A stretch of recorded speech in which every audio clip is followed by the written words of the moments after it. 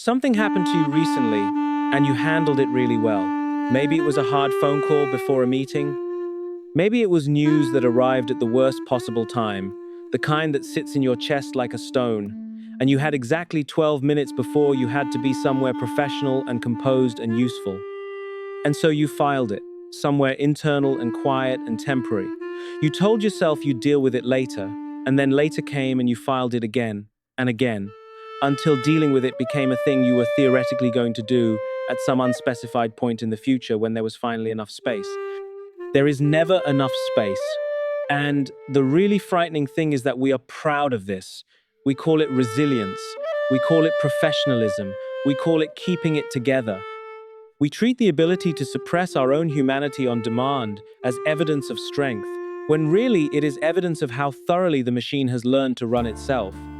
How completely we have internalized the idea that our feelings are an inconvenience to be managed, and our productivity is the thing that actually counts.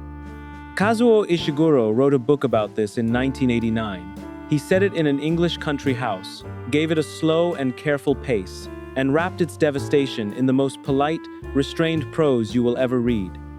The book is The Remains of the Day, and its central character, a butler named Stevens, is one of the most quietly terrifying figures in modern literature. Not because he's a villain, because he's not, because he is kind and diligent and sincere and genuinely excellent at his job. Because he has simply, voluntarily, with great thoroughness, converted himself into a perfect instrument of service. Because he has decided that dignity lives in usefulness, and he has pursued that dignity so completely that there is almost nothing else left. And he is us. He is absolutely, uncomfortably, precisely us. Stevens has served the same English lord for decades. His entire sense of self is organized around the quality of his service. Not his opinions, not his relationships, not his personal happiness. None of that registers as primary information in his internal world.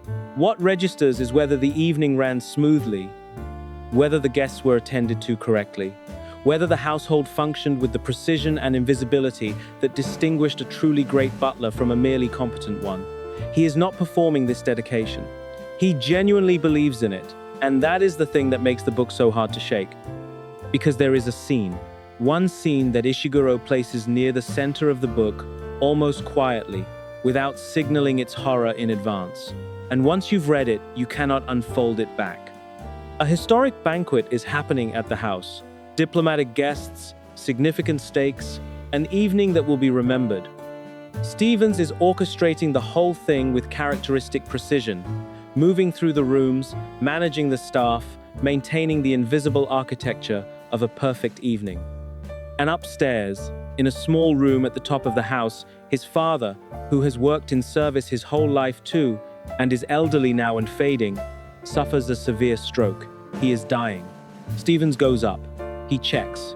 His father is clearly in a bad way, clearly sliding towards something there is no coming back from. Stevens says something brief and appropriate, and then he goes back downstairs and serves the wine. His face does not move, not once. The guests notice nothing. The evening is flawless. And Stevens, reflecting on this night later, does not describe it as a failure or a wound or even a difficult compromise. He describes it as evidence of his exceptional quality, as perhaps his finest hour as a professional. The night his father died upstairs, and he kept pouring wine without a single visible tremor. And this, in his accounting, is something to be proud of. Let that sit for a second. He executed his own grief in real time and called it dignity. He filed his dying father behind the requirements of the evening and called it excellence. And here is the part that should make something cold move through you. The gap between Stevens in 1930s England and you right now is not as wide as you want it to be. Because you have done a version of this, maybe not with those stakes, maybe not with that precise horror, but you have delivered a perfectly composed presentation while your personal life was in pieces behind your eyes. You have sent the, "Sounds great, let me know if you need anything else," reply while sitting in a car outside a hospital trying to remember how to breathe. You have been on a Zoom call, face neutral, voice steady, taking notes, while something inside you was breaking in a way you wouldn't have words for until much later. And you handled it professionally. And maybe someone even complimented your composure, and you filed the feeling for the later that keeps not arriving. We were trained for this. That is the thing. It did not happen by accident. Think about every system you moved through from the time you were small. The classroom that rewarded you for sitting still and performing competence. The family that was more comfortable when you were fine than when you weren't. The workplace that promoted the people who seemed to have no edges, no visible needs, no inconvenient humanity that might slow down a deliverable.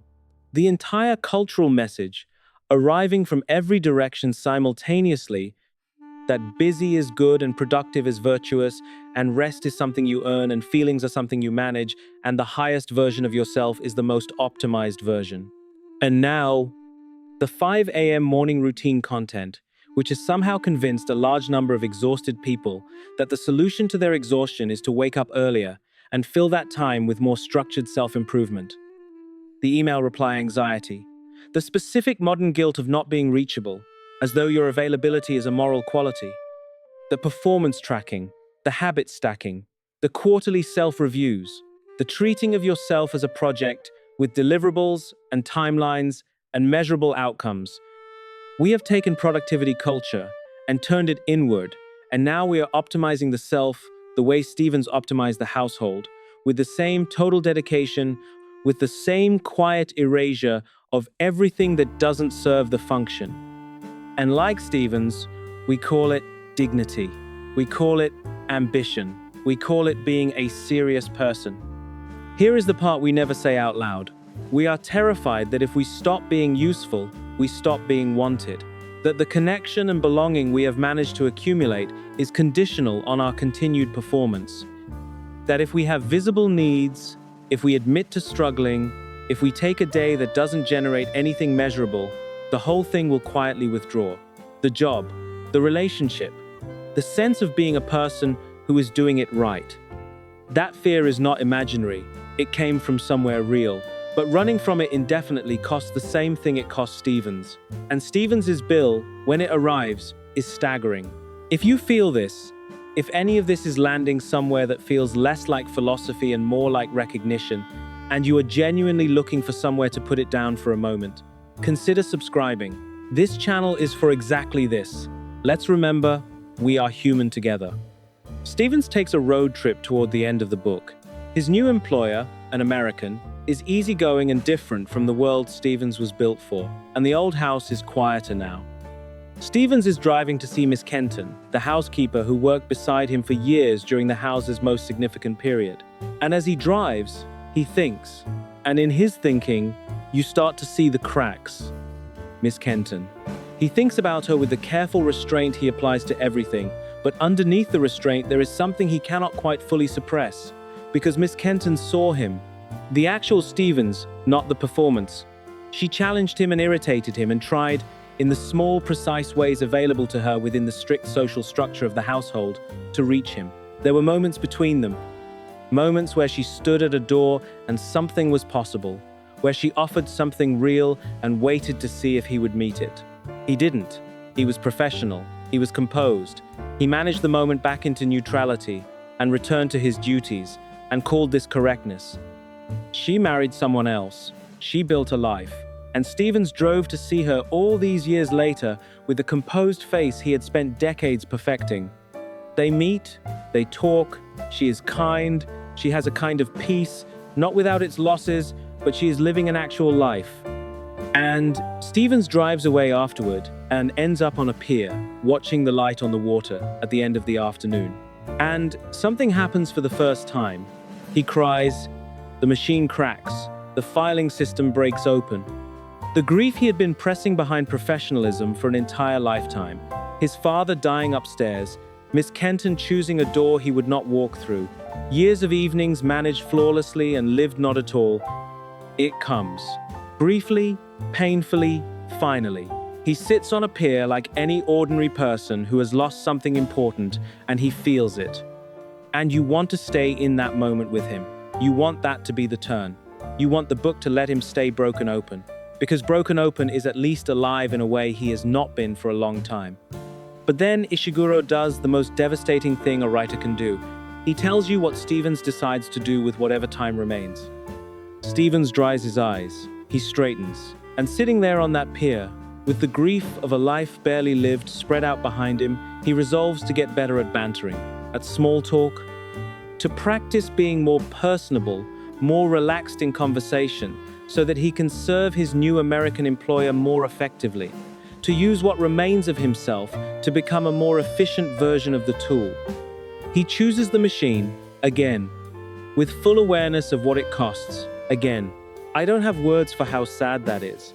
And I don't think you need me to explain why it lands the way it does, because I think you already feel it. Because somewhere in you, you have made a version of that choice. Maybe not as completely as Stevens, maybe not yet, but the logic is familiar. The idea that the solution to having been a machine is to become a better machine. That the answer to losing yourself in service of the system is to optimize more efficiently for the next version of the system. So let me say this directly now, without the story wrapped around it. You are not a tool, you are not a deliverable, you are not an asset to be optimized for someone else's return. And the love that is actually worth having, the belonging that will actually sustain you, is not conditional on your continuous production of value. I know the systems you move through suggest otherwise. I know every performance review and productivity metric and hustle culture caption has told you that your output is your worth. I know it is a very loud message delivered from a very large number of directions simultaneously. But Stevens believed it completely, and Stevens ended up on a pier crying for a life that passed while he was downstairs making sure the silver was arranged correctly. You are allowed to be useless sometimes. Not useful, not optimized, not generating anything measurable. Just a person sitting somewhere, breathing, existing without an agenda. That is not falling behind. That is not weakness or laziness or a betrayal of your potential. That is what a life actually consists of when you are not editing it down to its most productive elements. The unscheduled afternoon, the conversation that went nowhere in particular, the evening you cannot account for because nothing was accomplished and it was actually okay. You are allowed to feel things at inconvenient times, which is the only time feelings ever actually arrive. You are allowed to go upstairs, not for a second, not to check and compose yourself and return to the function. Actually go upstairs, sit with the thing, miss the banquet. Some banquets deserve to be missed. You do not have to practice bantering. You do not have to immediately convert your grief into a self-improvement project, your breakdown into a learning opportunity, your exhaustion into a reason to optimize your sleep schedule. You are allowed to just be in the difficult thing for a moment without immediately making it useful. The remains of your day belong to you, not to your inbox, not to your metrics, not to anyone's expectations of your continued perfect service. The light on the water at the end of the afternoon is yours. Not as a reward you earned by being sufficiently productive, just as yours, because you are a person and the day was yours. Stevens couldn't keep it. He handed it back and went to practice being better for the next employer, and that is the tragedy Ishiguro leaves us holding. But you are not at the end of the story yet. You are reading this now, which means there is still afternoon. There is still the pier and the water and the moment before the decision. You don't have to choose the machine again. You can choose to be fragile and present and honestly not okay on a Tuesday afternoon and unproductive in a way you cannot justify and slow and uncertain and fully, messily, inconveniently human. That is not the step down from Stevens' dignity. It is the only kind of dignity that actually stays with you. The kind that doesn't require you to be useful to anyone in order to justify your presence in the room. Put the armor down. Not after you've earned the rest. Now. Even if nothing is finished, even if the inbox isn't clear, even if you have not yet become the optimized version of yourself that the morning routine promised. You are enough, right now, producing nothing, being nothing in particular. Just human, just here, that's enough.